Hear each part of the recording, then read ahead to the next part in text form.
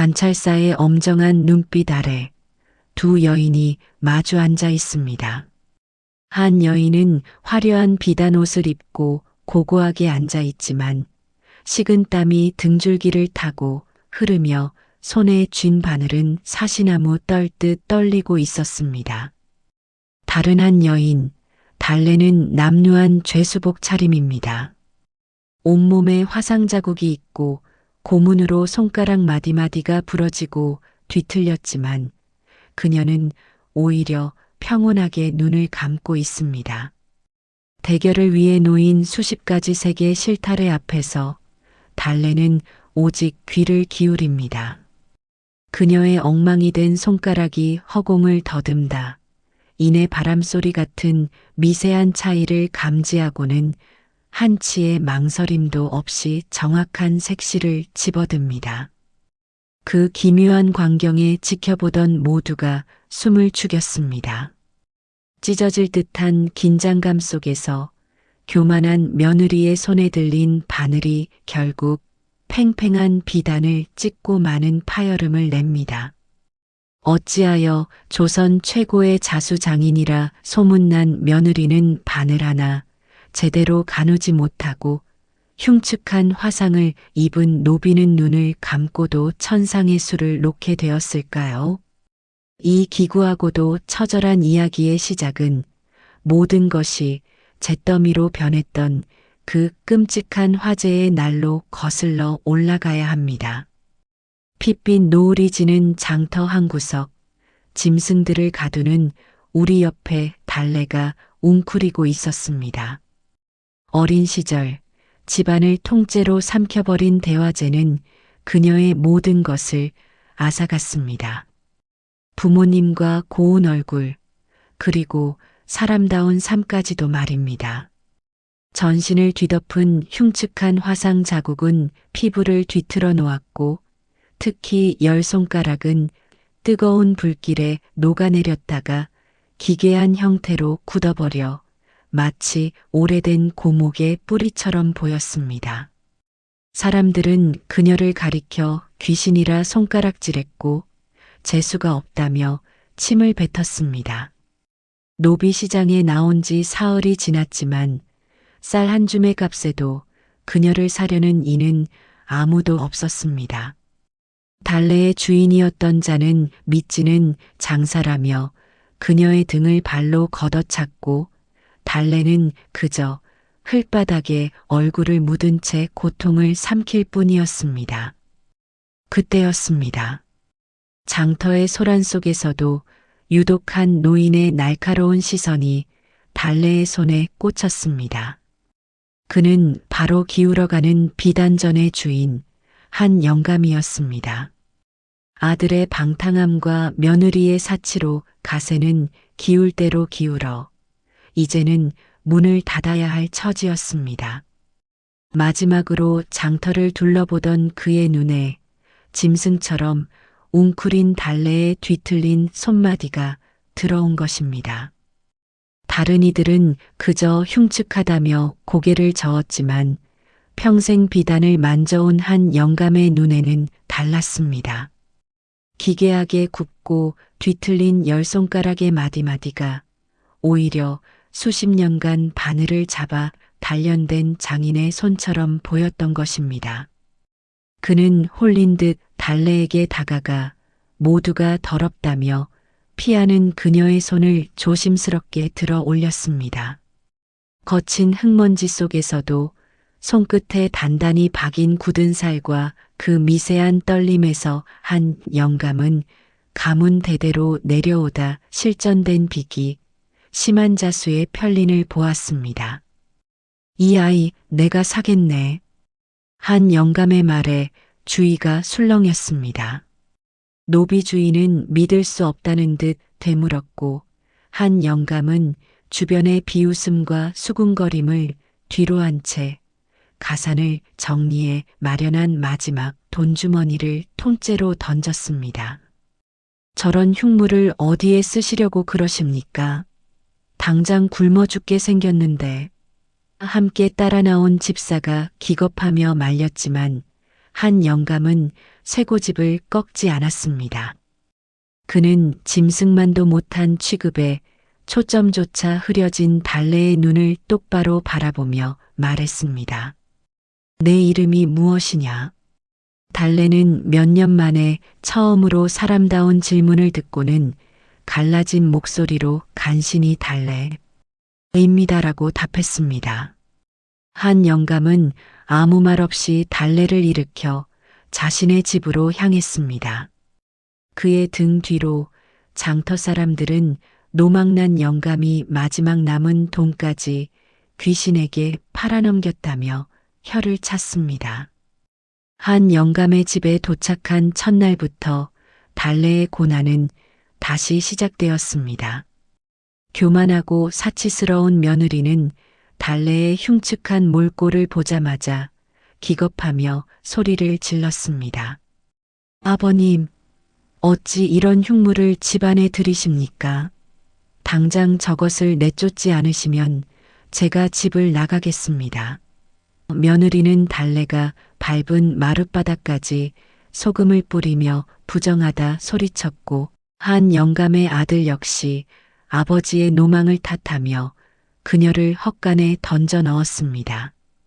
달래는 그날부터 헛간 구석에서 돼지죽만도 못한 음식으로 연명하며 온갖 굳은 일을 도맡아야 했습니다. 하지만 그녀는 불평 한마디 없이 묵묵히 일했습니다. 자신을 거두어준 한 영감의 은혜를 잊지 않았기 때문입니다. 사건은 며느리가 관가에 진상할 최고급 비단에 술을 놓다가 터졌습니다.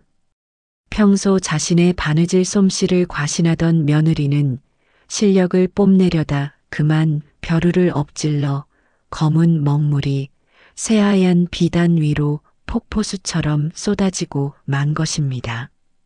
사또의 노여움을 사면 집안이 풍비박산날 절체절명의 위기였습니다. 며느리는 새파랗게 질려 어쩔 줄 몰라 했고 결국 먹물이 튄 비단을 헛간에 내던지며 울부짖었습니다. 그날 밤 모두가 잠든 사이 헛간의 어둠 속에서 달래는 버려진 비단을 조심스럽게 끌어안았습니다. 그리고는 낮에 며느리가 버린 바늘과 실 조각들을 찾아 상처투성이 손으로 바느질을 시작했습니다. 그녀의 뒤틀린 손가락은 놀랍게도 한치의 오차도 없이 비단 위를 날아다녔습니다. 밤이 새도록 이어진 바느질 끝에 흉측했던 먹물 자국은 온데간데 없이 사라지고 그 자리에는 마치 달빛을 머금은 듯 영롱하게 피어난 한 떨기 목련 자수가 피어났습니다. 이튿날 아침 며느리는 밤새 끙끙 앓다가 마지막 지푸라기라도 잡는 심정으로 헛간에 들어섰습니다. 그리고 그곳에서 눈부시게 피어난 목련 자수를 발견하고는 자신의 눈을 의심했습니다.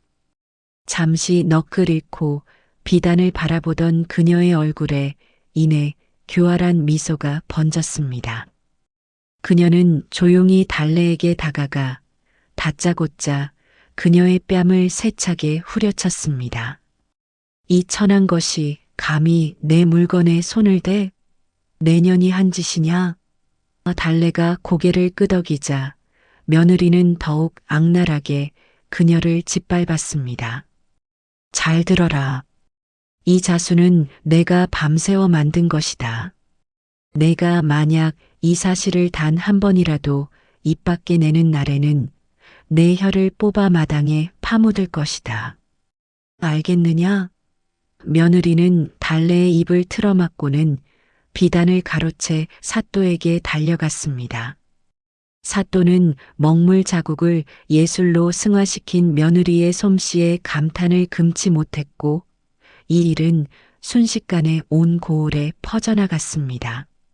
사또의 칭찬으로 시작된 소문은 꼬리에 꼬리를 물고 퍼져나가 마침내 한양의 고관대작들 귀에까지 들어가게 되었습니다. 먹물을 꽃으로 피워내는 신기의 자수장인이라는 헛된 명성은 비단전으로 주문을 폭주하게 만들었습니다. 며느리는 쏟아지는 재물과 명성에 취해 정신을 차리지 못했지만 동시에 자신의 실력이 탈로 날까봐 하루하루 피가 마르는 듯한 공포에 시달렸습니다. 그녀는 이제 달래 없이는 단 한 땀의 바느질도 할 수 없게 된 자신의 처지를 깨닫고는 더욱 악독해졌습니다. 처음에는 헛간에서 작업을 시켰지만 혹시나 누군가 엿볼까 불안해진 며느리는 결국 끔찍한 결정을 내립니다.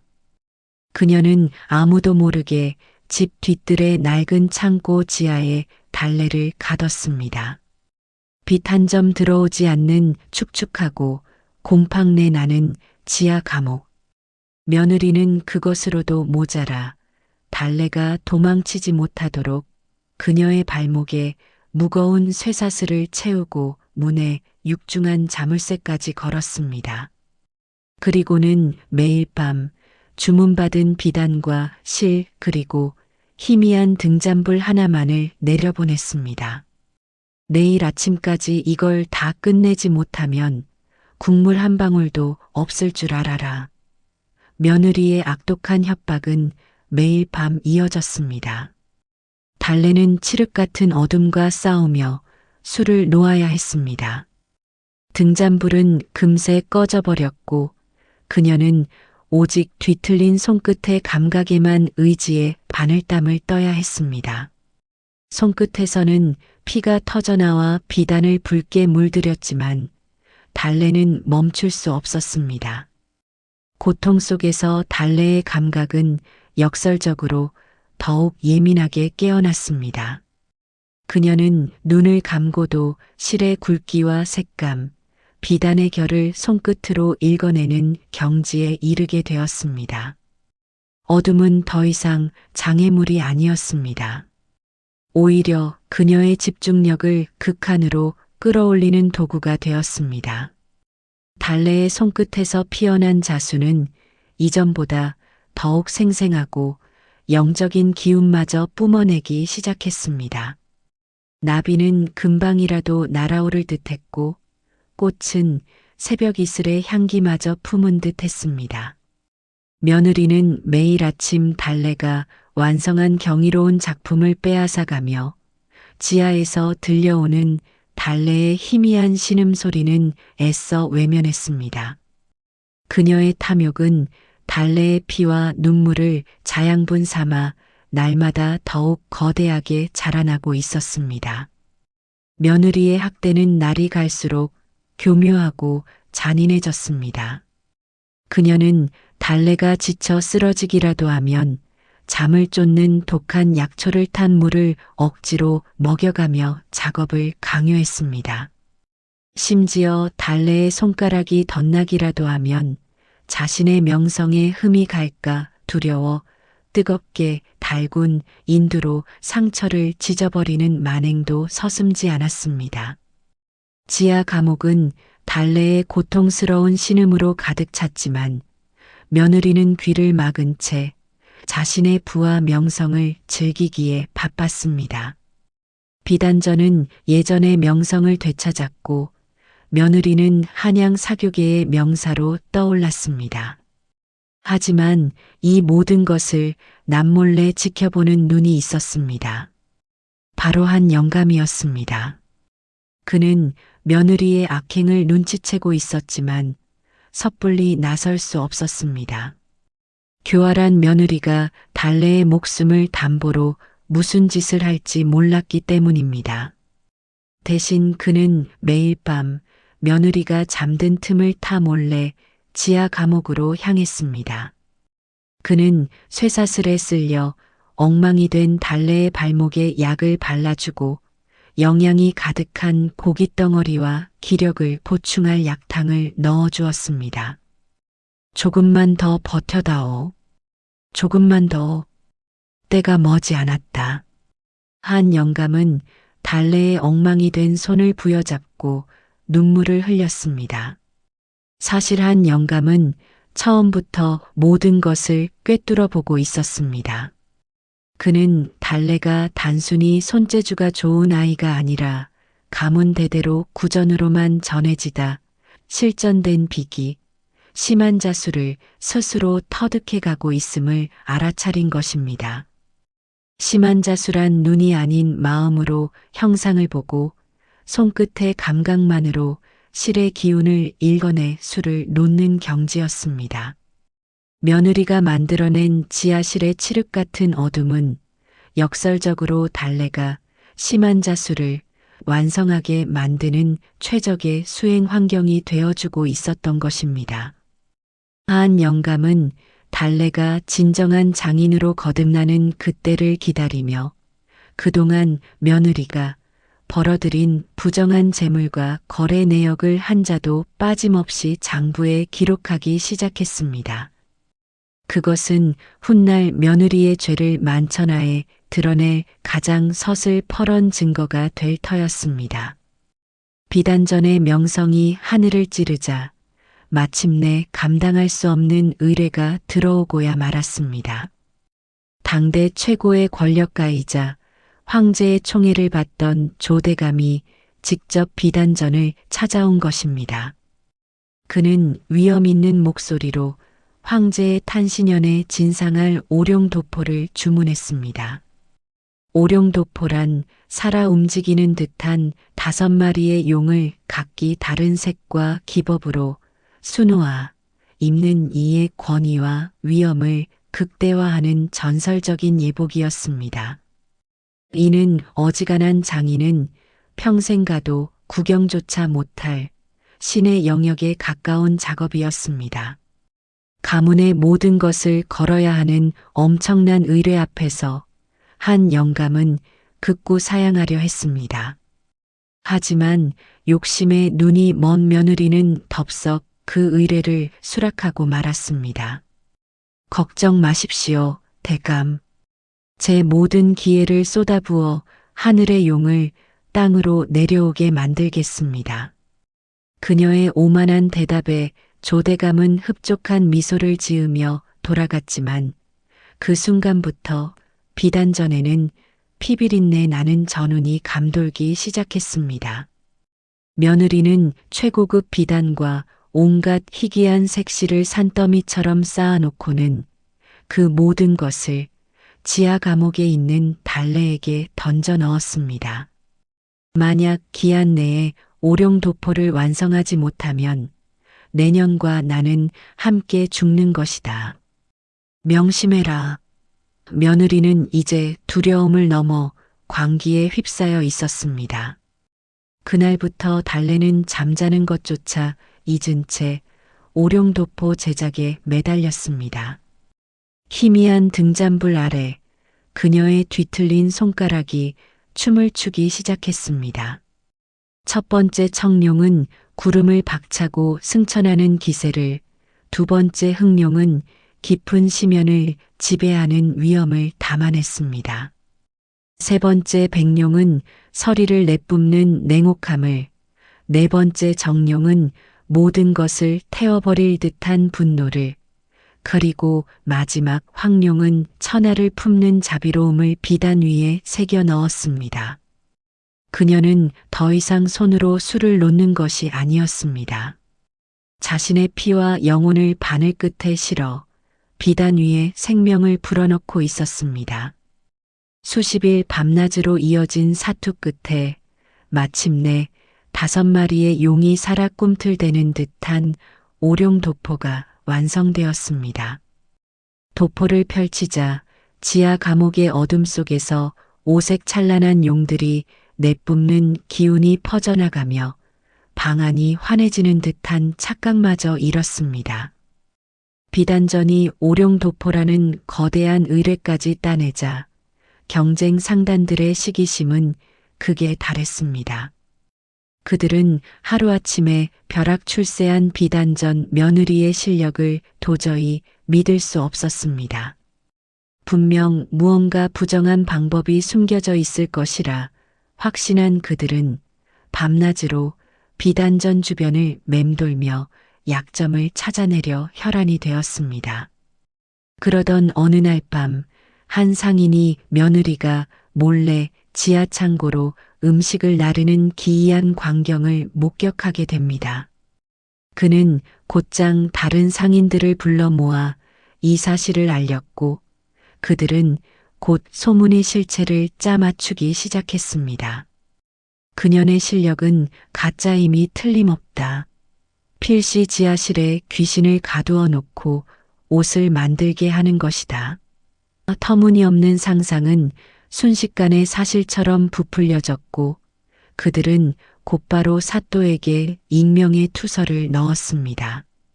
비단전 며느리는 사악한 주술을 부려 재물을 모으고 있으며 지하실에서는 밤마다 원혼의 울음소리가 들려오니 필히 나라의 기강을 바로잡아 주시옵소서. 처음에는 헛소문이라 치부했던 사또도 비단전 지하실에 피 묻은 손을 한 귀신이 산다더라는 흉흉한 소문이 장터 전체로 퍼져나가자 민심이 동요할 것을 우려하지 않을 수 없었습니다. 게다가 오룡도포는 황제에게 바쳐질 진상품이었습니다. 만에 하나 부정한 기운이 깃든 물건을 진상했다가는 자신의 목까지 위태로워질 판이었습니다. 결국 사또는 관아의 포졸들을 대동하고 직접 비단전을 급습했습니다. 갑작스러운 방문에 며느리는 사색이 되어 마당에 엎드렸습니다. 사또는 위험 있는 목소리로 투서의 내용을 읊으며 그녀를 압박했습니다. 내년의 실력이 진짜라면 내 눈앞에서 그 신기라는 자수솜씨를 증명해 보여라. 만약 백성들의 소문이 사실이라면 내년은 관아를 기만하고 나라를 어지럽힌 죄로 엄벌을 면치 못할 것이다. 며느리는 온몸이 마비되는 듯한 공포에 사로잡혔습니다. 이제 더는 숨을 곳도 피할 방법도 없었습니다. 사또의 서슬 퍼런 최후 통첩은 그녀의 모든 거짓과 위선을 무너뜨리는 거대한 칼날이 되어 목을 겨누고 있었습니다. 사또의 명에 따라 관아 앞마당에서 공개적인 자수 대결이 열리게 되었습니다. 비단전 며느리의 실력을 직접 확인하겠다며 온 고을 사람들이 구름대처럼 몰려들었습니다. 며느리는 사시나무 떨듯 떨리는 손으로 자수틀 앞에 앉았지만 머릿속은 이미 새하얗게 비어 있었습니다. 평생 남이 차려준 밥상에 숟가락만 얹었을 뿐 그녀는 바늘귀에 실을 꿰는 기본적인 일조차 제대로 해본 적이 없었습니다. 식은땀을 뻘뻘 흘리며 바늘을 쥐었지만 손가락은 제멋대로 움직여 연신 비단을 찔러댔고 엉성한 바늘 담은 고운 비단을 오히려 망가뜨리고 있었습니다. 저게 어찌 조선 최고의 솜씨란 말이냐. 내 여식보다도 못하구나. 구경꾼들 사이에서 비웃음과 조롱이 터져나오기 시작했습니다. 시간이 흐를수록 며느리의 얼굴은 핏기가 가시고 결국 그녀는 극도의 긴장감을 이기지 못하고 바늘로 비단을 길게 찢어버리는 돌이킬 수 없는 실수를 저지르고 말았습니다.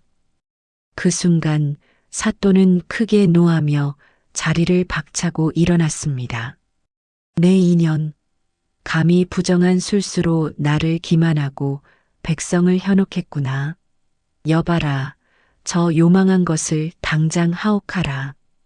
포졸들이 달려들어 며느리를 결박하려던 바로 그 순간이었습니다. 잠깐, 모든 것은 제 불찰입니다. 마당 한쪽에서 모든 것을 지켜보던 한 영감이 포효하며 뛰쳐나왔습니다. 그는 더 이상 가문의 위기를 좌시할 수 없다고 판단했습니다. 한 영감은 곧장 집으로 달려가 지하실 문을 가로막고 있던 짐짝들을 미친 듯이 치워냈습니다. 그리고는 굳게 잠긴 자물쇠를 도끼로 수차례 내리찍어 박살 내버렸습니다. 쾅 하는 굉음과 함께 지하실 문이 부서져 열리고 칠흑 같은 어둠 속에서 오랫동안 빛을 보지 못해 파리한 얼굴을 한 달래의 모습이 드러났습니다. 한 영감은 쇠사슬에 묶인 달래를 부축해 세상 밖으로 끌어냈습니다. 갑작스러운 햇빛에 달래가 눈을 가늘게 뜨는 사이 한 영감은 품속에서 낡은 장부 한 권을 꺼내 사또 앞에 내던졌습니다. 여기 이 아이의 피와 눈물로 쓰인 진짜 역사가 있소이다. 진정한 장인은 바로 이 아이 달래입니다. 그의 처절한 외침이 관아 마당 전체에 울려 퍼졌습니다. 지하실에서 끌려 나온 달래의 흉측한 모습을 본 사람들은 경악을 금치 못했습니다. 화상으로 일그러진 얼굴과 뒤틀린 손가락, 남루한 행색은 영락없는 귀신의 몰골이었습니다. 사람들은 믿을 수 없다며 술렁이기 시작했습니다. 저런 흉측한 것이 어찌 천상의 수를 놓는단 말인가. 영감님이 노망이 드셨나? 보다 저것이야말로 소문으로만 듣던 지하실 귀신이 아닌가. 절체절명의 위기에 몰렸던 며느리는 사람들의 반응을 보고는 순식간에 표정을 바꿔 눈물을 쏟아내며 역공을 펼쳤습니다. 여러분, 속지 마십시오. 저 흉측한 년이 제 기술을 훔쳐 배우려고 밤마다 지하실에 잠입했던 것입니다. 제가 쫓아내려 할 때마다 저주를 퍼붓기에 어쩔 수 없이 가둬두었던 것인데 아버님께서 노망이 드셔서 그만 저 요물에게 속아 넘어가신 것입니다. 며느리는 실감나는 연기로 사람들의 동정심에 불을 지폈습니다. 아름답고 고상한 며느리와 흉측하고 더러운 노비. 사람들의 마음은 순식간에 며느리 쪽으로 기울었습니다. 결국 사또는 진실이 밝혀질 때까지 두 사람 모두 옥에 가두라는 명을 내렸고 달래는 억울한 누명을 쓴 채 차가운 감옥에 갇히는 신세가 되었습니다. 달래는 혹독한 문초를 당했습니다. 내년이 요사스러운 주술을 부린 것이 아니냐. 는 억측과 함께 모진 고문이 이어졌지만 달래는 혀를 깨물고 버틸 뿐이었습니다. 그녀는 자신을 거두어준 한 영감에게 해가 갈까 두려워 모든 고통을 혼자 감내했습니다. 오직 한 영감만이 달래의 결백을 믿었습니다. 그는 며느리의 배신과 아들의 무관심에 절망했지만 주저앉을 시간이 없었습니다. 그는 달래를 구하기 위해 마지막 남은 땅 문서까지 팔아 노잣돈을 마련했습니다. 그리고는 사또보다 더 높은 직급인 관찰사에게 직접 억울함을 호소하기 위해 밤낮을 가리지 않고 한양으로 향하는 험난한 길에 올랐습니다. 바람은 차가웠고 길은 멀었지만 진실을 밝히고야 말겠다는 늙은 장인의 의지는 그 무엇보다 뜨거웠습니다. 한 영감의 처절한 호소는 마침내 관찰사의 마음을 움직였습니다. 사건의 중대함을 인지한 관찰사는 직접 진위를 가리기 위해 달래와 며느리를 자신의 앞으로 불러들여 최종 대결을 명했습니다. 대결의 장소에는 고을의 모든 백성들이 지켜보는 가운데 최고의 비단과 실이 준비되었습니다. 며느리는 이번에야말로 실패하지 않기 위해 교활한 수를 썼습니다. 미리 다른 장인을 시켜 수를 놓은 천을 옷소매 속에 몰래 숨겨온 것입니다.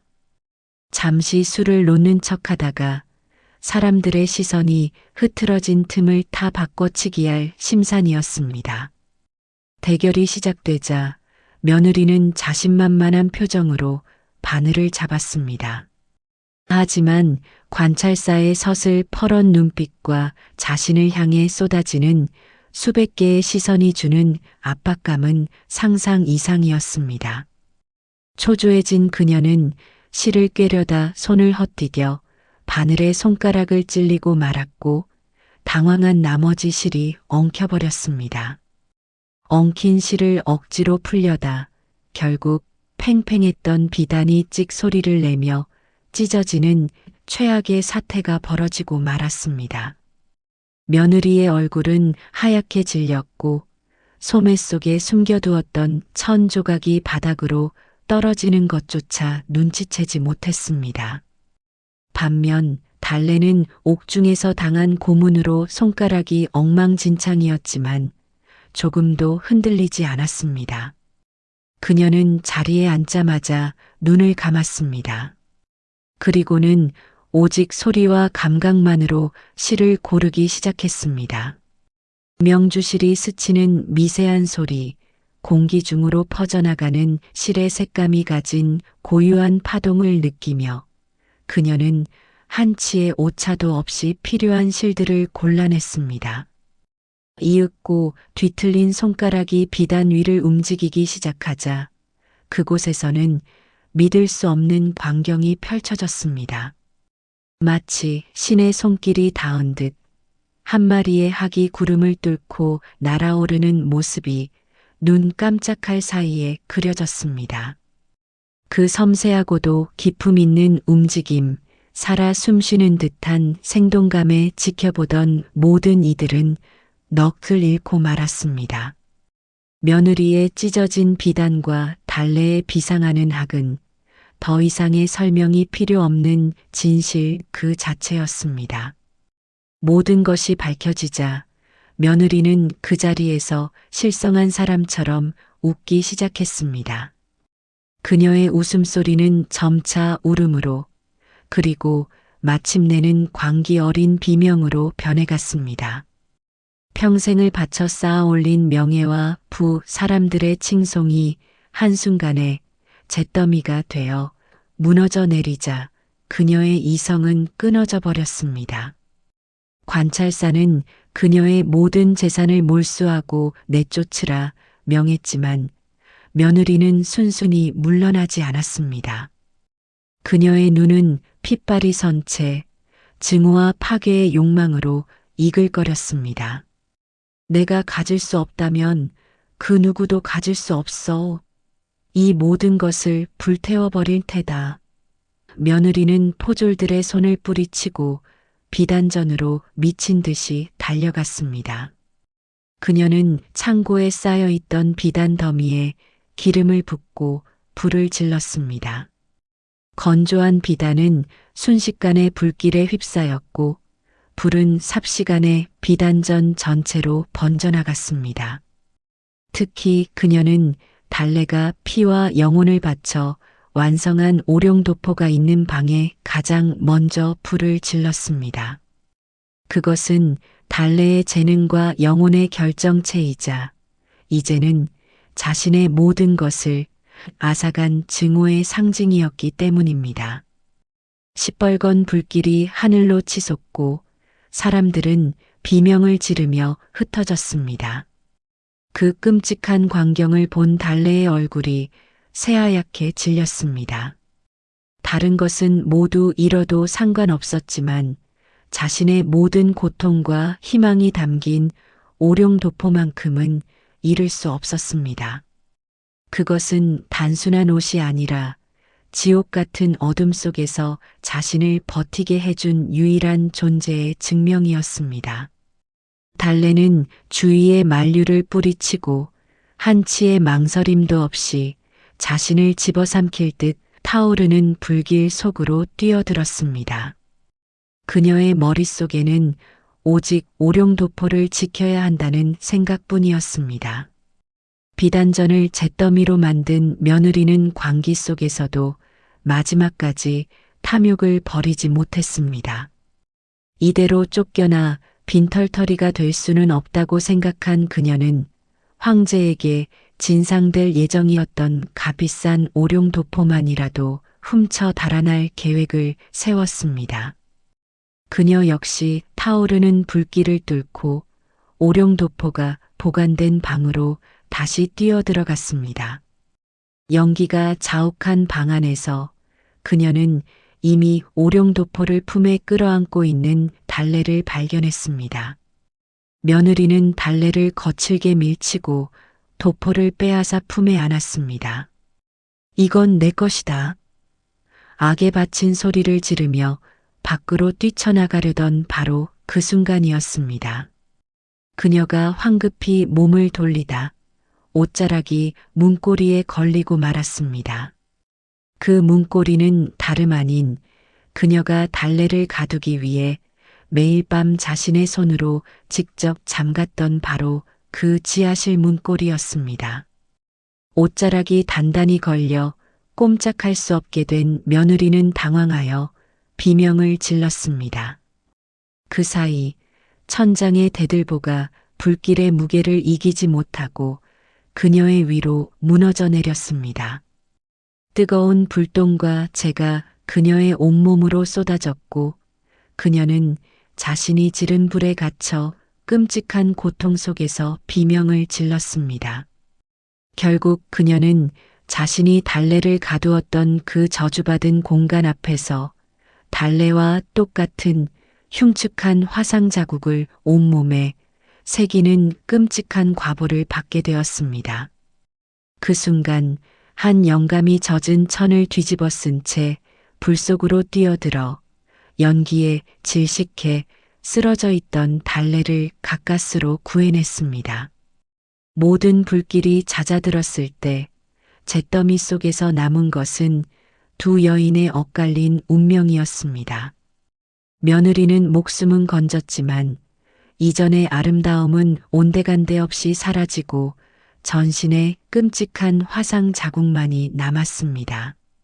그녀는 방화와 살인 미수, 황실 기만죄 등의 죄목으로 관가로 압송되어 평생을 흉측한 상처와 사람들의 손가락질 속에서 살아가야 하는 비참한 결말을 맞이했습니다. 자신이 그토록 혐오하고 경멸했던 달래의 모습을 그대로 갖게 된 것입니다.